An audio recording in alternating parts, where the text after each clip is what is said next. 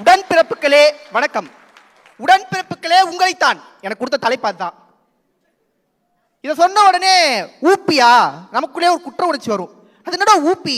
நிறைய பேர் வந்து இது ஜிபே ஊப்பே அந்த மாதிரி நினைச்சிட்டு இருக்காங்க. ஊப்பினா உடன்பிறப்பு. இதுவே பாதி ஆச்சரியங்களுக்கு தெரியாது.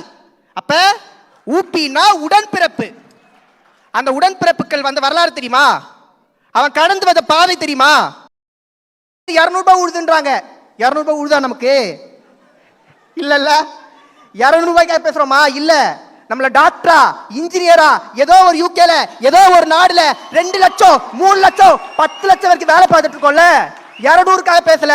நாங்க சம்பாதிக்கிற ஒவ்வொரு காசும், நாங்க சாப்பிடுற ஒவ்வொரு வாய் சாப்பாட்டுலயும் ஏதோ ஒரு விதத்துல இந்த கழகத்துடைய உதவி இருக்கு. அந்த உதவிக்காக தான் நாங்க நிக்கிறோம். தான் இன்னைக்கு இவ்வளவு பேர் நிக்கிறோம்.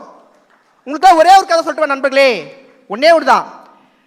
எமர்ஜென்சி காலகட்டத்தில் அப்ப கொள்கையா இல்ல ஆட்சியான்ற ஒரு கேள்வி வருது.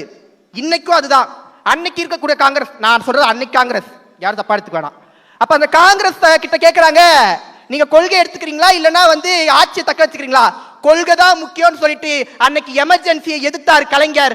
ஆமா, அன்னைக்கு நாங்க தோற்கடிக்கப்பட்டோம். ஆட்சி கவிழ்து.